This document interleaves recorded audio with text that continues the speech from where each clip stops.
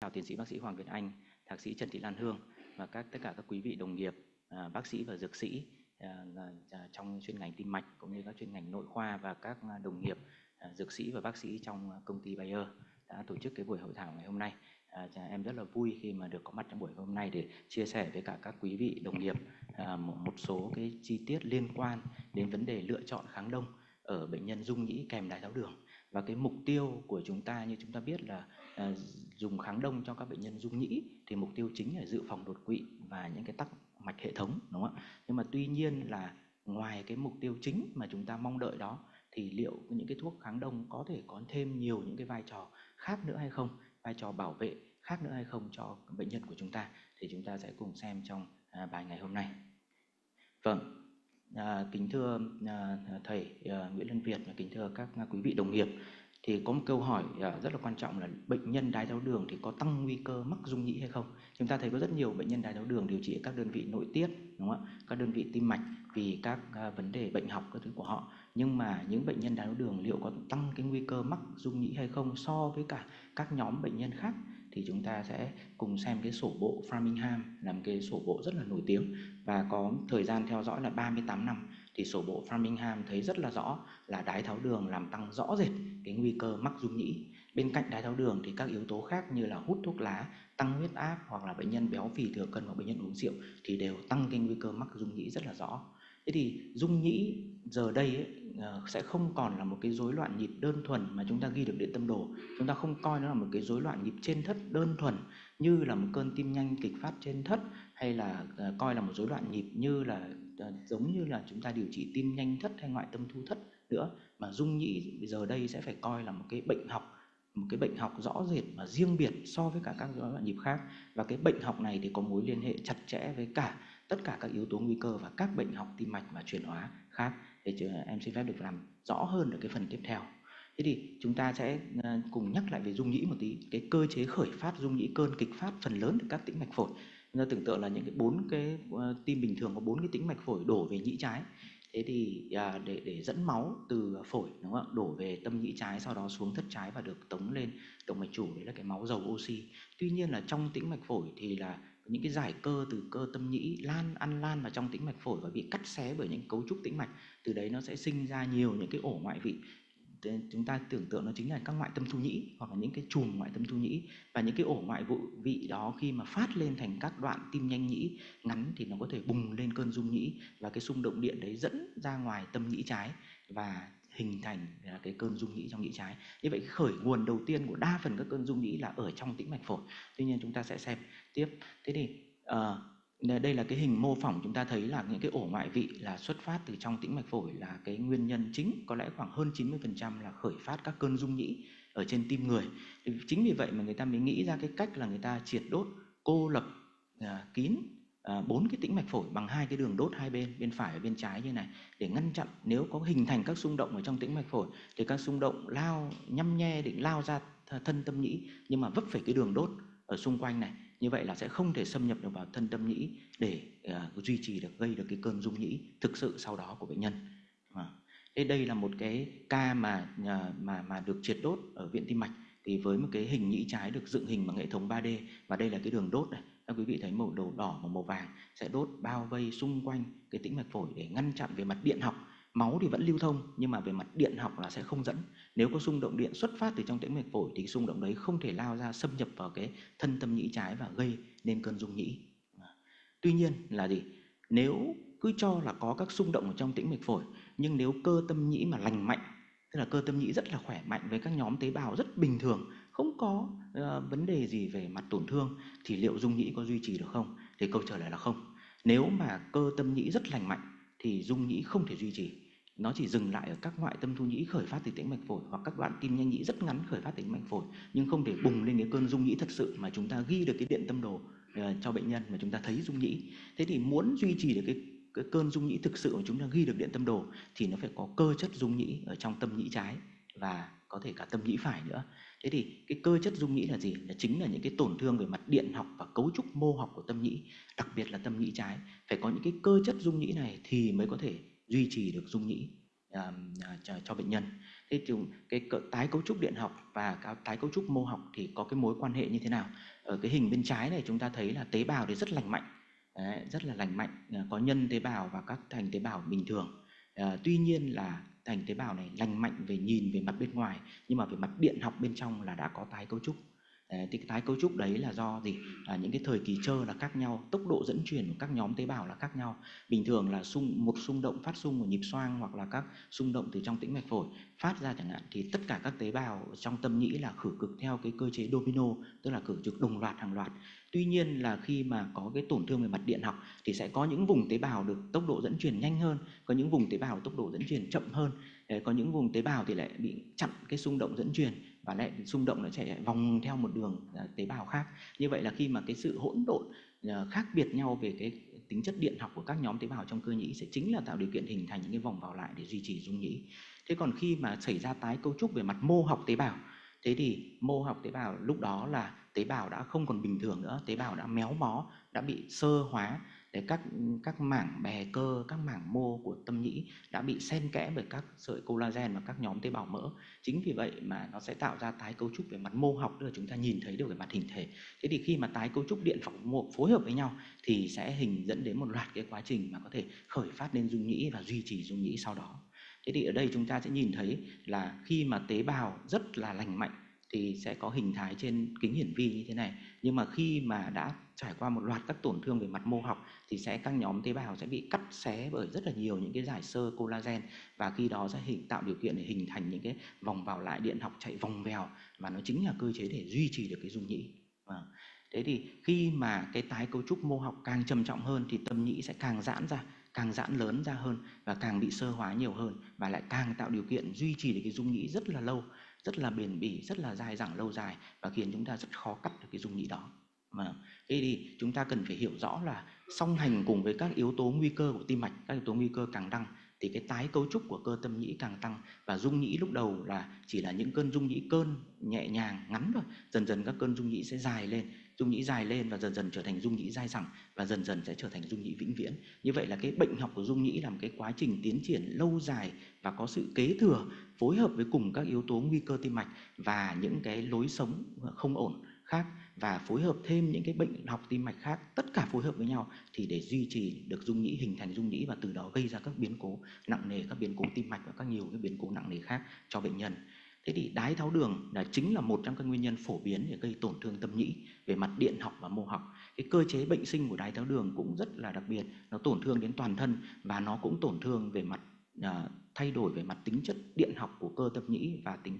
chất mô học tế bào cơ tâm nhĩ, từ đó rất là dễ khởi phát rung nhĩ cả trong tĩnh mạch phổi và duy trì rung nhĩ lâu dài. Thế thì đái tháo đường là một trong những bệnh đồng mắc phổ biến nhất của rung nhĩ ở Việt Nam, có tới khoảng 15,2 đến 44% bệnh nhân rung nhĩ là có cái mắc đái tháo đường kèm theo. Thế và người ta thấy rất là rõ qua rất nhiều phân tích gộp là tỷ lệ biến cố tim mạch thì gia tăng rõ rệt ở các bệnh nhân rung nhĩ mà kèm đái tháo đường. Đấy, rung nhĩ là tỷ lệ biến cố tim mạch đã gia tăng rõ rệt rồi. Một mình đái tháo đường tỷ lệ biến cố tim mạch cũng gia tăng rất là rõ rệt. Thế khi mà rung nhĩ phối hợp với đái tháo đường thì tỷ lệ biến cố tim mạch ở tất cả các tiêu chí, ví dụ như là tử vong này, đột quỵ này, nhập viện vì suy tim này,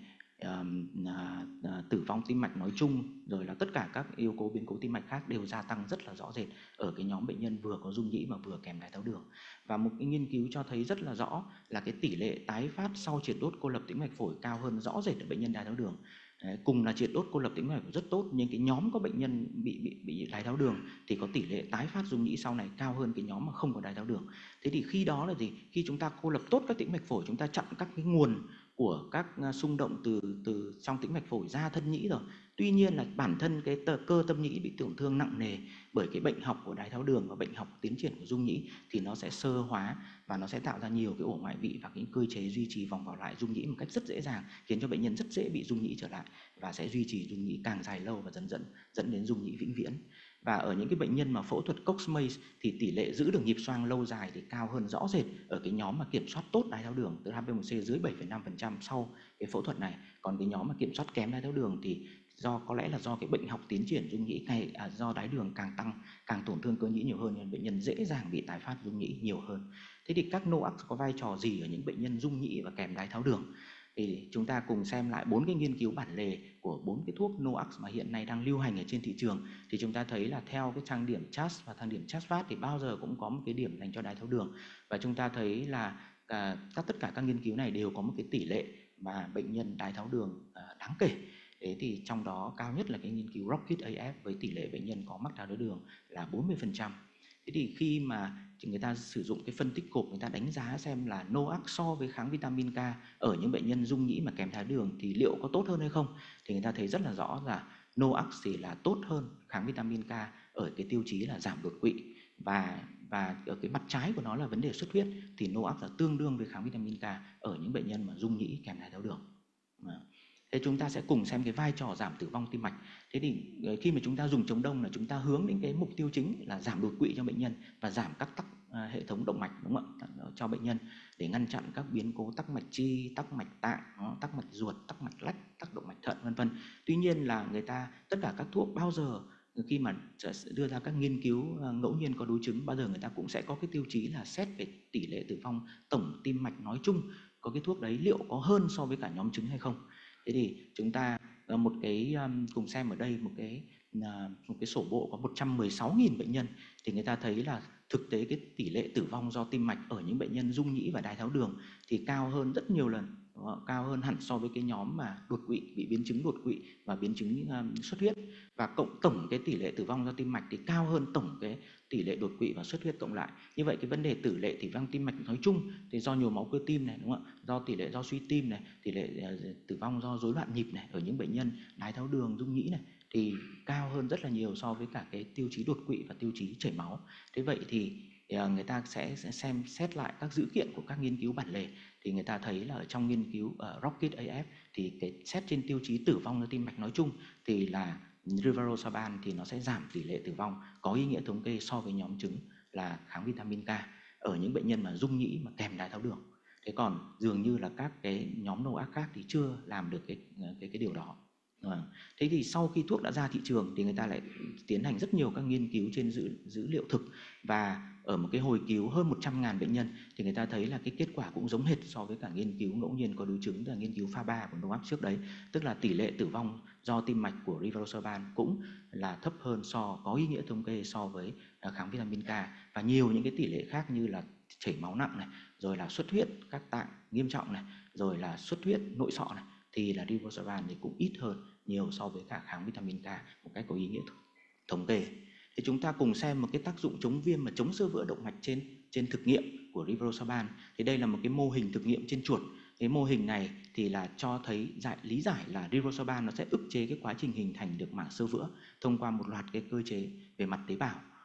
và giảm cái tác nhân của cái kích hoạt cái phản ứng viêm. Thế thì kết quả của cái nghiên cứu thực nghiệm cho thấy ở trên chuột này là Rivaroxaban làm giảm đáng kể cái vùng xơ vữa ở động mạch chủ và xoang động mạch chủ. Tuy nhiên đây chỉ là nghiên cứu thực nghiệm trên chuột thôi. Liệu ở trên người chúng ta có thể quan sát thấy cái tác dụng mà chống xơ vữa ở hệ thống động mạch này hay không, và từ cái tác dụng chống xơ vữa này có chuyển hóa ra thành những cái kết cục tốt trên lâm sàng hay không khi mà dùng Rivaroxaban, thì chúng ta cần phải thêm những cái nghiên cứu thực nghiệm khác và những cái nghiên cứu lâm sàng ở trên người ở trong tương lai. Thế chúng ta sẽ cùng xem cái tác dụng bảo vệ thận. Tác dụng đái tháo đường thì là một trong cái nguyên nhân hàng đầu mà dẫn đến suy thận. Thì tất cả chúng ta đều biết một cái tỷ lệ rất lớn bệnh nhân đái tháo đường là sau đó diễn tiến thành cái suy thận, và thường là bệnh nhân chết vì các kết cục của cái suy thận mạn giai đoạn cuối kèm thêm các biến chứng của suy tim và các biến chứng tim mạch khác trên cái nền bị suy thận giai đoạn cuối đó. Thế thì đái tháo đường thì sẽ gây tổn thương xơ vữa hệ thống động mạch rất là nhiều, trong đó có động mạch thận. Và các bệnh nhân đái tháo đường thì thường kèm theo các yếu tố là tuổi cao này, tăng huyết áp, đúng không? Béo phì, rồi hút thuốc lá, thì tất cả các yếu tố đấy lại càng làm trầm trọng hơn cái biến cố xơ vữa động mạch cho bệnh nhân. Thế thì khi mà bệnh nhân được dùng kháng vitamin K theo truyền thống là khi mà bệnh nhân có dung nhĩ đó, thì chúng ta được biết là kháng vitamin K thì nó có những cái cơ chế nó lại càng làm tổn thương cái cầu thận, những cái ống thận, và càng làm vôi hóa, canxi hóa các hệ thống động mạch thận, tức là lại góp phần vào càng làm trầm trọng hơn cái tổn thương động mạch thận và có thể dẫn đến cái vấn đề suy thận tiếp theo cho bệnh nhân. Thế thì một cái nghiên cứu so sánh với warfarin thì người ta đặt ra câu hỏi là liệu khi mà dùng chống đông thì là Rivaroxaban ngoài cái việc là ngăn chặn đột quỵ tuyến động mạch hệ thống thì liệu có hiệu quả trên cái biến cố thận ở bệnh nhân dung nhĩ và kèm đái tháo đường hay không. Thì nghiên cứu này là một cái hồi cứu trên 21.000 bệnh nhân và theo dõi trên 12 tháng thì người ta thấy rất là rõ là rivaroxaban thì giảm cái nguy cơ tổn thương suy thận cấp cho bệnh nhân một cách có ý nghĩa thống kê so với warfarin, đồng thời cũng giảm cái tỷ lệ mà tiến triển dẫn đến suy thận giai đoạn cuối và cái tỷ lệ mà suy thận phải lọc máu cho bệnh nhân so với nhóm chứng là warfarin. Đây là một cái phân tích hồi cứu Caliper, là một phân tích rất là quan trọng trên 7.000 bệnh nhân. Ở những bệnh nhân mà suy thận giai đoạn 3, giai đoạn 4 thì người ta thấy rất là rõ là rivaroxaban làm giảm 50% nguy cơ diễn tiến cái bệnh thận nặng hơn cho những bệnh nhân mà dung nhĩ kèm đái tháo đường. Như vậy dường như là rivaroxaban ngoài cái việc là ngăn chặn đột quỵ và tắc mạch hệ thống cho những bệnh nhân đã có dung nhĩ và kèm đái tháo đường thì nó sẽ còn giảm bớt cái nguy cơ tiến triển tổn thương thận nặng cho bệnh nhân so với cái nhóm chứng bệnh nhân là dùng kháng vitamin K truyền thống. Đây là một nghiên cứu Reloaded. Nghiên cứu này thì cho thấy là rivaroxaban sẽ giảm cái tổn thương thận cấp so với warfarin. Và cái nghiên cứu này thì cũng đánh giá một số cái NOAC khác, nhưng mà dường như kết cục của các NOAC đấy thì chưa có cái hiệu quả tốt hơn warfarin, tức là nó chỉ tương đương warfarin trong cái tiêu chí là giảm cái tổn thương thận cấp, và rivaroxaban thì là lại có cái kết cục là tốt hơn warfarin. Chúng ta sẽ cùng xem cái tác dụng bảo vệ biến cố mạch chi. Thế thì tất cả các bệnh nhân đái tháo đường đều có một cái nỗi e sợ rất là khủng khiếp trong cuộc đời của họ, là họ rất là sợ bị cắt cụt chân. Và dường như là khi mà giải thích cắt cụt chân hoặc là nhìn thấy một bệnh nhân cắt cụt chân thì các thầy thuốc là vô cùng ái ngại và cũng nhiều khi không biết nói với bệnh nhân như thế nào. Đấy, và nhiều bệnh nhân rất là phải chấp nhận cái cắt cụt chân đấy và kèm theo những cái sang chấn tâm lý rất là lâu dài. Thế thì tất cả các bệnh nhân đái tháo đường mà khi được khảo sát thì đều là sẽ sợ bị cắt cụt chân hơn là bệnh nhân sợ cái nguy cơ tử vong cho bệnh nhân. Thế thì chúng ta sẽ cùng xem xét khi mà so sánh với warfarin thì là cái nghiên cứu cho thấy là rivaroxaban sẽ giúp giảm cái tỷ lệ mà phải cắt cụt chân, tức là giảm bớt cái tỷ lệ xảy ra các biến cố cấp tính của hệ thống động mạch chi dưới.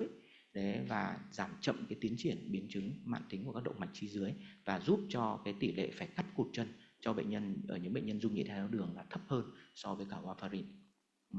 Thế như vậy là qua một loạt những cái dữ liệu ở trên thì đây là một cái review của châu Âu, một cái khuyến nghị của châu Âu cho thấy là ở những bệnh nhân dung nhĩ mà kèm đái tháo đường thì ngoài cái việc chúng ta là băn khoăn, chúng ta hướng đến cái mục tiêu là dự phòng đột quỵ và thuyên tắc mạch hệ thống, chúng ta lựa chọn thuốc thì chúng ta phải rất là cân nhắc đến cái tác dụng mà giảm tỷ lệ tử vong tim mạch nói chung cho bệnh nhân nữa. Đấy, chứ không chỉ là ngăn chặn mỗi tai biến mạch não, đột quỵ hay không. Thế thì cái thuốc mà được khuyến nghị của châu Âu ưu tiên lựa chọn đó là rivaroxaban, và chúng ta có thể thay thế bằng edoxaban. Edoxaban cũng có những cái kết quả nghiên cứu tốt ở trên cái nhóm đối tượng bệnh nhân dung nhĩ và đái tháo đường. Chúng ta sẽ sang cái vấn đề là lựa chọn kháng đông ở bệnh nhân dung nhĩ mà kèm theo suy thận. Thế thì có khoảng 22% bệnh nhân dung nhĩ Việt Nam là có tổn thương có tổn thương suy thận ở các mức độ khác nhau, một tỷ lệ rất là cao, phải không ạ? Thế thì kháng vitamin K thì có cái cơ chế tác động rất là rõ, gây ảnh hưởng làm trầm trọng hơn chức năng thận, tổn thương nặng hơn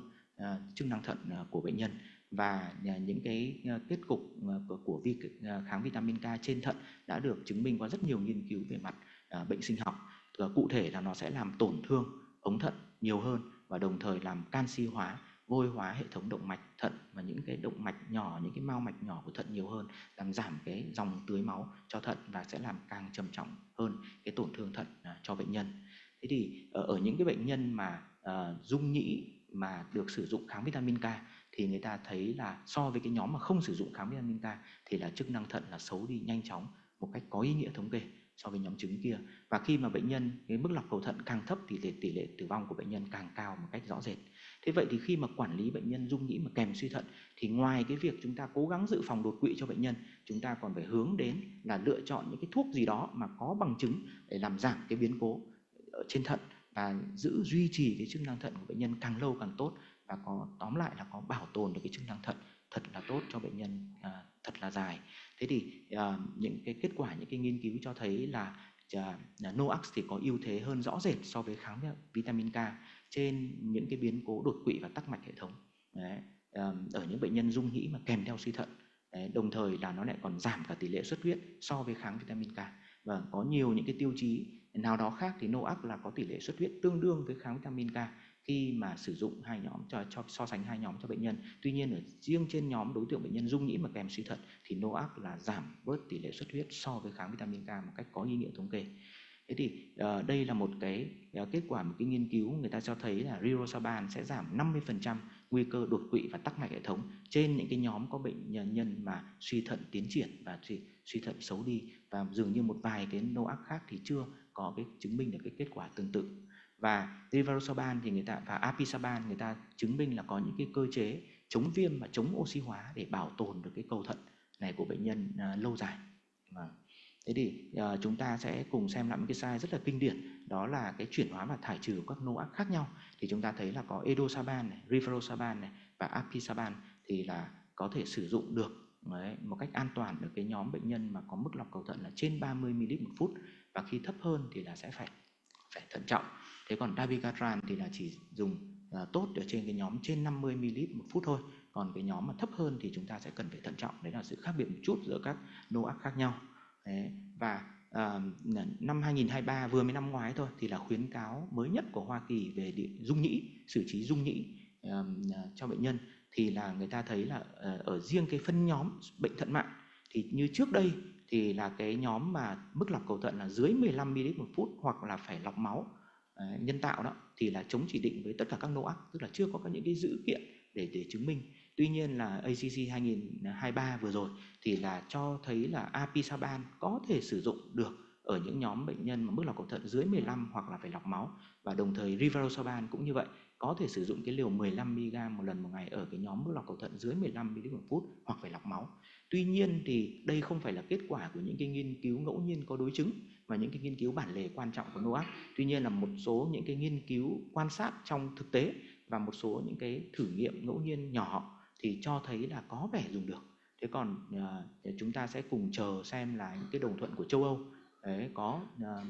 đồng thuận về vấn đề này không, và những cái nghiên cứu mới ở trong tương lai liệu có đồng thuận mà đưa ra thay đổi cái khuyến cáo là tất cả là cho phép có thể một số NOAC nào đó có thể dùng được cho nhóm bệnh nhân suy thận mạn giai đoạn cuối và hoặc đang phải lọc máu nhân tạo hay không. Thế hiện tại thì ở Việt Nam chúng ta đang sử dụng cái khuyến cáo của Hội Tim mạch học Việt Nam, mà chính là giáo sư tiến sĩ Nguyễn Lân Việt và một số thầy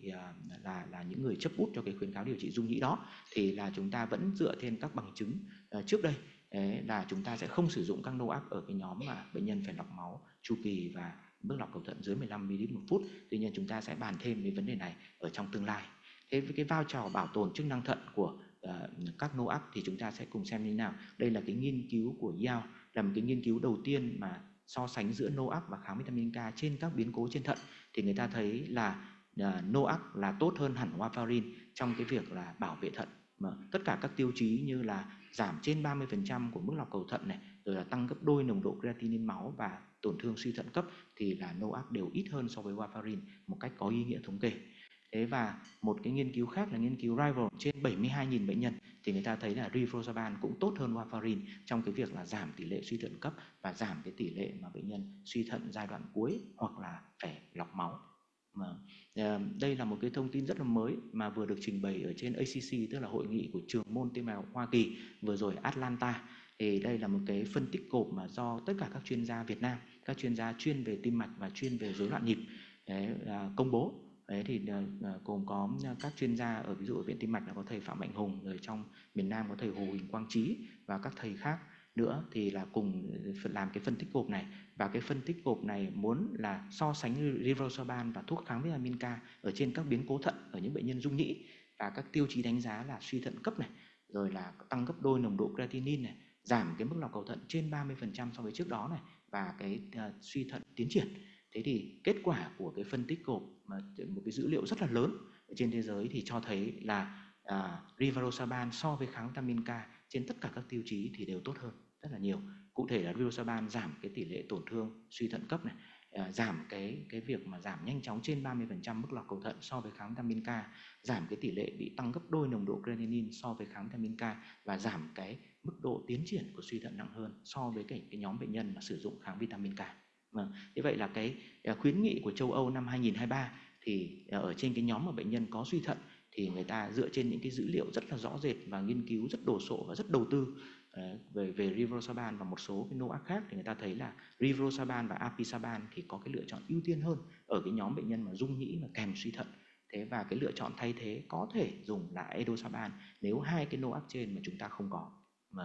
Thế để kết luận bài trình bày của chúng em xin phép có mấy ý kiến. Thứ nhất là rung nhĩ đái tháo đường là những cái bệnh lý và suy thận là những cái bệnh lý mãn tính rất là thường gặp và xuất hiện đồng thời làm gia tăng rõ rệt các tử vong và các biến cố tim mạch cho bệnh nhân. Và cái kháng đông ở bệnh nhân rung nhĩ kèm đái tháo đường và suy thận thì không chỉ nhằm mục tiêu là chỉ dự phòng đột quỵ cho bệnh nhân không, mà nó có nhiều những cái vai trò khác đã được chứng minh rất rõ rệt qua các nghiên cứu. Cụ thể là có thể giảm tỷ lệ tử vong tim mạch, giảm tỷ lệ biến cố thận, giảm tỷ lệ biến cố mạch chi ở những bệnh nhân rung nhĩ kèm đái tháo đường. Và đối với bệnh nhân rung nhĩ mà kèm suy thận thì nó giảm cái tỷ lệ suy thận cấp, giảm cái diễn biến xấu đi của chức năng thận trong tương lai cho bệnh nhân. Đấy là những cái kết cục đã thấy rất là rõ ràng từ các nghiên cứu mà chúng em vừa trình bày ở trên. Thế thì rivaroxaban